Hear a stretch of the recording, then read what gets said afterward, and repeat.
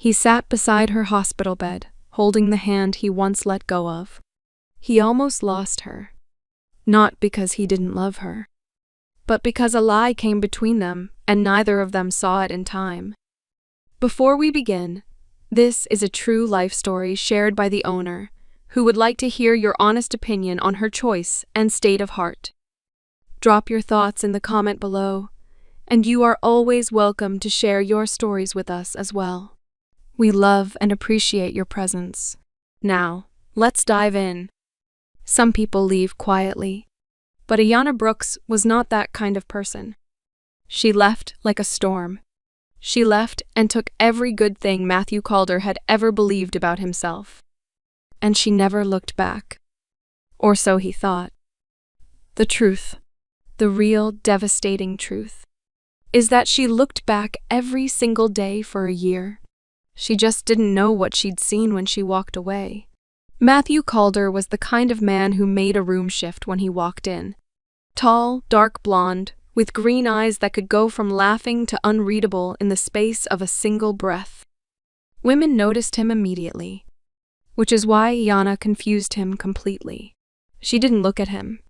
And for a man who had spent his entire adult life being wanted for the wrong reasons, that was more dangerous than anything he had ever encountered. Ayanna Brooks was extraordinary. Deep brown skin, natural hair in loose twists that framed her face like a crown. She was an event architect. She built emotional experiences for a living, though she would never describe it that way. She would simply say she helped people celebrate what mattered. That quiet modesty was part of what undid him. They met at a fundraiser gala she had designed. She was adjusting a floral arrangement with focused intensity, and when she finally looked up and found him watching her, she didn't flush or smile politely. She just said, "You're in my sightline." He moved, and then spent the rest of the evening finding reasons to be there again. 6 months. That was what they had. 6 months of something so complete, so quietly extraordinary that Matthew found himself doing something he had never done before. Trusting it, not wanting it to break, not keeping one foot near the door. He told her once, in a voice barely above a whisper, that he wasn't sure he deserved any of it. "I've done things I'm not proud of, Ayanna. Before you. Things I can't undo. I don't know that a man like me is meant to keep something like what we have." She pressed her hand flat against his chest and told him to stop. Told him he was more than his past, that she wasn't going anywhere. She meant every word. But a seed was planted. Everything changed on a Tuesday morning with a woman at her office door. Her name was Carrie Voss. She was 25, composed, and 6 months pregnant. Carrie was calm, almost surgical about it. She said Matthew was the father. She named a timeline that mapped precisely to the months before Ayanna and Matthew had become serious. She wasn't hysterical. She was simply the way people are when they've rehearsed something enough times that it no longer feels like a lie. "I know he's with you now, and I'm not here to take that from you. I just think you deserve to know who you're with."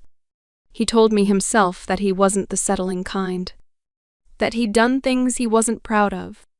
I just think a woman should know. And Ayanna, who had filed away Matthew's whispered confession like a small, cold stone she hoped she'd never need, felt that stone drop. Because it fits. Painfully, it fits. The timeline. The words. The particular kind of man he'd warned her he used to be. Carrie hadn't just brought an accusation. She'd brought confirmation of a fear Ayanna had been quietly carrying since the night Matthew told her he might not be worth keeping. She didn't call him. She didn't ask. She took a break from work and put her assistant in charge. She went home, packed, and she was gone before morning. She couldn't possibly stay here to make a fool of herself by watching her lover go back to the woman he'd put in the family way. The woman he had met before her. When Ayanna vanished. No call, no message, no reason. He was blindsided. He had replayed every recent conversation looking for the fracture and found nothing. He called until the number went unanswered, then disconnected. He went to her apartment and the neighbor told him she'd moved out. He wrote a message he never sent, deleted it, and sat with the kind of anger that doesn't know what to do with itself, because it has no target. He had no idea Carrie had gone to Ayanna. None. He told himself she had simply decided to leave, that he had been right all along, that he was not the kind of man people stayed for. Then Carrie came looking for him. Again. Turned out he was aware his ex was pregnant, and he had turned her away, declaring he never wanted anything to do with her until the baby is done and a DNA test is carried out. She arrived 2 weeks after the baby was born. A boy, healthy, round-cheeked. She stood in Matthew's office doorway with the child in her arms and said she needed him to be involved. That it was time. Matthew looked at her for a long moment. Then he said, "I want a DNA test. I have always wanted a DNA test. I told you that from the beginning. Until those results are in my hand, I have absolutely nothing to discuss with you." He was not unkind, but he was immovable. The results came back 3 weeks later, and he was not the father. He sat with the paperwork for a long time. He thought about what Carrie had put into motion. The precision of it, the deliberateness.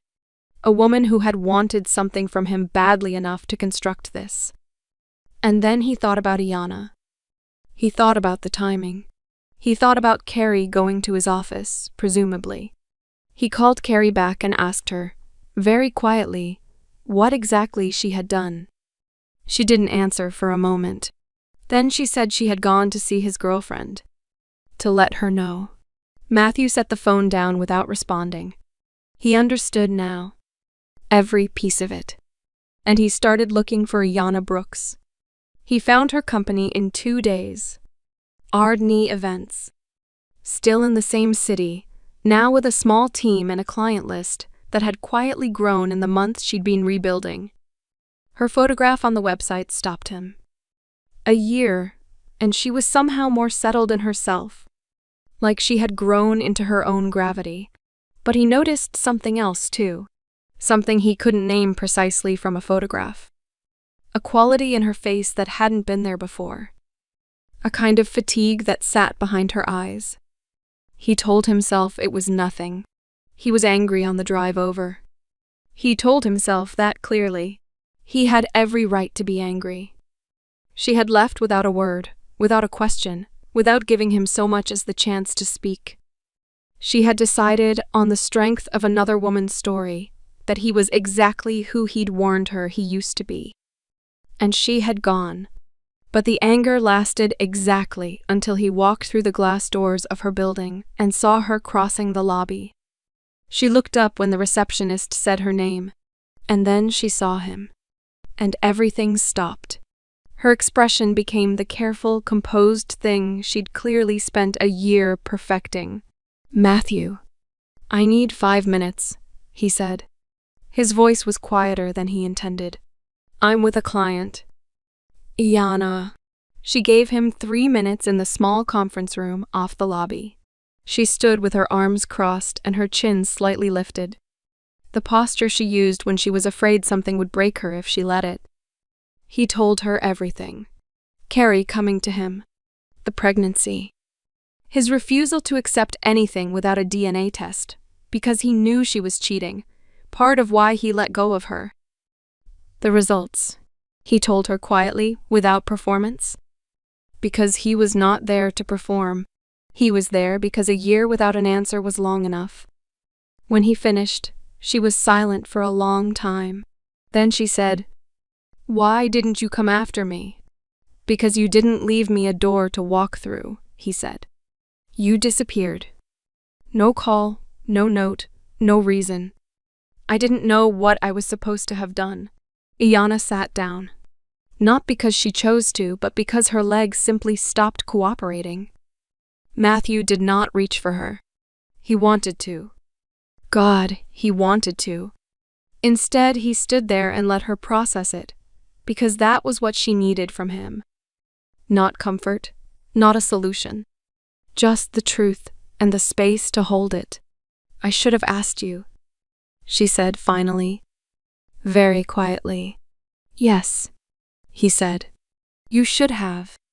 It was honest, painful, and it was the first real thing they had said to each other in a year. She did not fall back into him. That was never who Ayanna Brooks was. He understood. Or he told himself he did.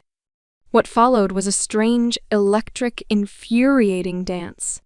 Matthew began appearing at events she organized, always with a legitimate reason. A client needed a venue. A company gala required coordination. He did not manufacture excuses poorly. He was too intelligent for that. But Ayanna knew. And he knew she knew. And somehow that made it worse. They had coffee once. Professional, ostensibly. She chose a cafe specifically for its noise and its witnesses. And they sat across from each other and talked about nothing that mattered for 40 minutes, while everything that mattered sat between them like a held breath. He asked how her mother was. She asked about his firm. Neither of them said, "I missed you, and I'm terrified of what it means that you're sitting across from me right now." She had started taking headache medication sometime around month 3 of the year apart. Tablets she kept in her desk drawer and swallowed quietly between client calls, without making anything of it.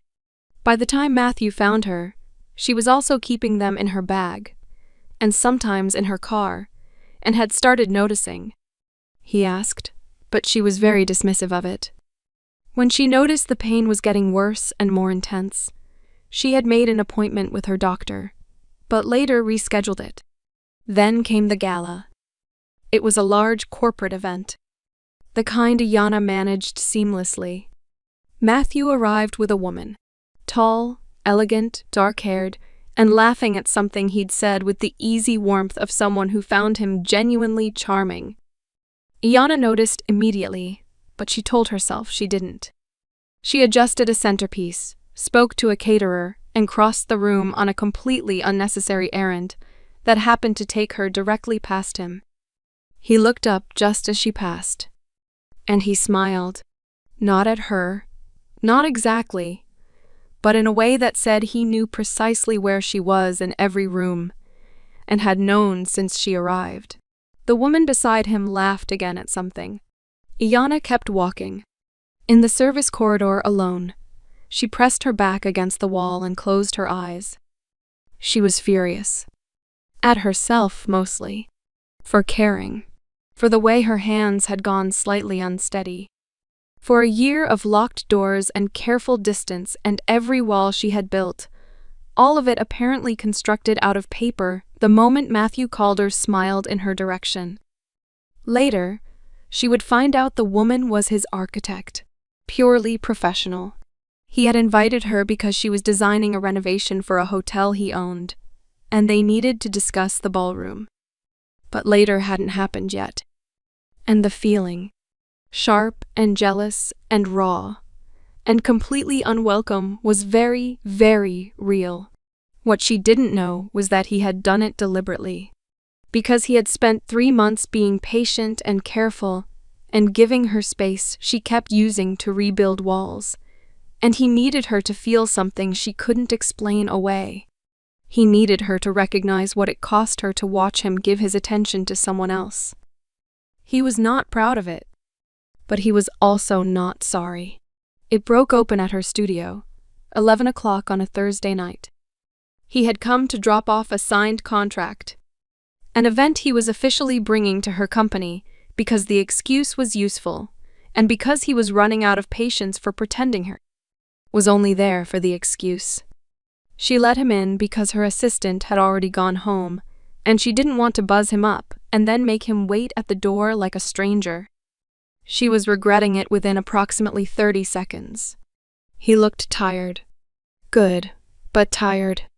Like a man who had been holding something heavy for a long time and was starting to feel the weight. She poured him water because it was something to do with her hands. He set the contract on the desk. Neither of them mentioned it. Then he said, "How long are we going to do this?" Do what? This. This very convincing performance of two people who have nothing between them. She set down her glass. "Matthew, I brought someone to the gala on purpose," he said. He was watching her carefully. "I wanted to see if it would matter to you." The silence stretched. "That was manipulative," she said. "Yes," he agreed without apology. "Did it work?" She didn't answer right away. Then, very quietly, "I hated it." "I know," he said. "I'm sorry." "No, you're not." Almost a smile that didn't reach his eyes. She walked to the window. The city was bright below them, indifferent and busy with its own stories. When I left, I told myself I was protecting myself, that I was being smart. But the truth is, I was a coward. I had your words already tucked away like ammunition, and the moment Carrie handed me the reason to use them, I did. I didn't fight for us. I didn't even try. She turned back. Her eyes were steady, but only barely. "I'm sorry, Matthew, for not asking, for not trusting what we had enough to even pick up the phone." He crossed the room and stopped close. Just close enough that she could see everything his expression was doing. "I was angry at you for a long time," he said, "for leaving the way you did. But I also know that Carrie used something I said to you as a weapon. That's not your failure. That's mine. I should have been clearer long before she had the chance to show up about who I am now. Not who I was. And who are you now?" He looked at her for a long moment. "Someone who only wants to come home to you." She reached up. Her hand moved toward his face. Just barely, just the beginning of it. And then she swayed. It was subtle at first. A slight shift in her balance, like the ground had tilted. Her hand went out, reaching for something, finding nothing. Matthew caught her before she reached the floor. One arm around her waist, one hand at the back of her head. And she went limp against his chest, completely still, the color gone from her face. "Iana." She didn't respond. He was already dialing. The hospital was too bright, cold, and completely indifferent to the fact that Matthew Calder was coming apart inside it. The attending physician found him in the corridor and explained it carefully, gently. A small arteriovenous malformation, present likely for some time, quietly expanding. The headaches and dizziness she had been quietly managing for months, alone, the way she managed everything. It was operable, but was very risky. The collapse had turned what might have waited into something that could not. He absorbed all of it without moving. They let him sit with her before the surgery. She was unconscious, pale and still against the white of the hospital bed, the monitors measuring the life in her with quiet, mechanical certainty. He sat beside her and took her hand and held it the way you hold something you almost let slip through your fingers twice. He talked to her, because she couldn't hear him, and that meant he had nothing left to protect. "I should have looked for you sooner. I was angry for too long and didn't look for you. That's on me. All of it is on me."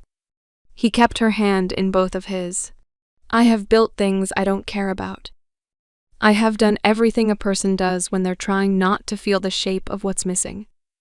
None of it was close, Iana.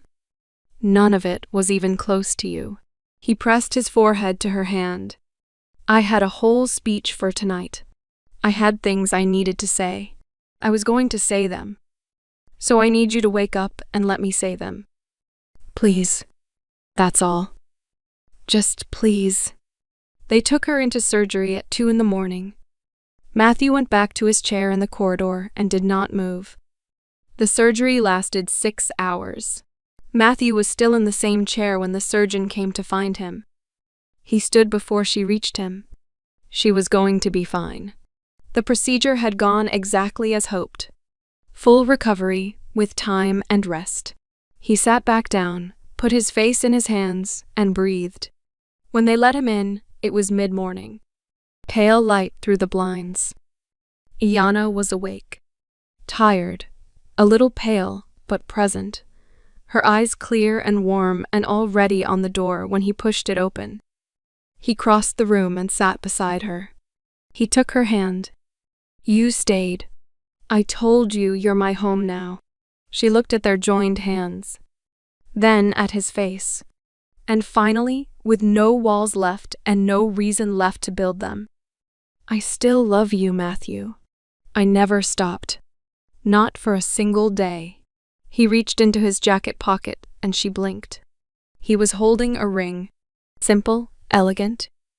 A solitaire that caught the morning light without any interest in performing for anyone. He had bought it before he ever walked through her office doors, because he was Matthew Calder, and he had already decided, and he had simply been waiting for her to be ready to hear it. "I'm not letting you out of my sight or my life again," he said. His voice was steady. His eyes were everything. "You are mine to take care of. And I want to do that with every part of me, for every day I have. Please let me do that." He held her gaze. "Will you?" Iana Brooks, who had designed 1,000 beautiful moments for other people's love stories, laughed. Softly, brokenly, with tears sliding sideways down her face into the hospital pillow. "You brought a ring to a hospital room." "I brought it to you," he said. "You happened to be in a hospital room." She reached up and touched his face. The jaw she had memorized, the eyes that had never once looked at her like she was anything less than the whole point. "Yes," she said. "Yes." The gorgeous dress arrived on a Tuesday, 2 weeks to her wedding. Ivory silk, simple and perfect. Hanging on the back of the bedroom door like a quiet promise. Iana stood in front of it for a long time that morning. Not with nerves, with something closer to wonder. That she had gotten here. That they had gotten here. Through the lie and the year apart and the sickness and all of it. They had gotten here. Her phone rang at 11:43 p.m. It was Matthew. His voice was flat in the particular way it went flat when he was controlling something he didn't want her to hear in him yet. "I need to tell you something before you hear it from anyone else." Her hand tightened on the phone. A woman named Simone. Someone from 3 years ago. Before Iana, before any of this. She had a daughter. 18 months old. And she was saying Matthew was the father. Iana sat down on the edge of the bed. She listened to everything he said. She said very little. When she hung up, she sat in the silence of the room for a long time. The wedding dress on the door, the engagement ring on her left hand, the city moving on indifferently outside the window. This was not Carrie. She understood that immediately. Carrie had been a lie constructed with precision and delivered like a weapon. This felt different. Quieter, less staged, which somehow made it harder. A lie you can reject. A possibility sits in you differently. Matthew came over that evening. He sat across from her and told her everything he knew, which was not enough, and he said that honestly. He told her he would take any test, answer any question, do whatever she needed. He told her he was not running. She believed him. That was not the problem. The problem was the question she couldn't say out loud, sitting in her chest since the phone call, growing heavier by the hour. Will there always be another one? Will there always be a knock at the door, a phone call, a woman from the years before her carrying something that unravels what they have built? Is this simply the life she is choosing? Loving a man whose past has not finished arriving? She didn't know. And she didn't know if love was supposed to be enough to make peace with not knowing. Later that night, after he left, she sat alone in the bedroom. The wedding dress still on the door. The ring still on her hand. 2 weeks. She looked at the dress for a long time. Then she looked at the ring, and she was fearful of what the future holds. She loves him. She has chosen him through things that would have broken most people. But now she is sitting alone 2 weeks before her wedding, asking herself a question no DNA test can answer. When a man's past keeps finding you, how do you know when to stay, and when staying is just another word for surrender? What would you tell Ayana to do? Please drop a comment for Ayana. She is going to read every one of them.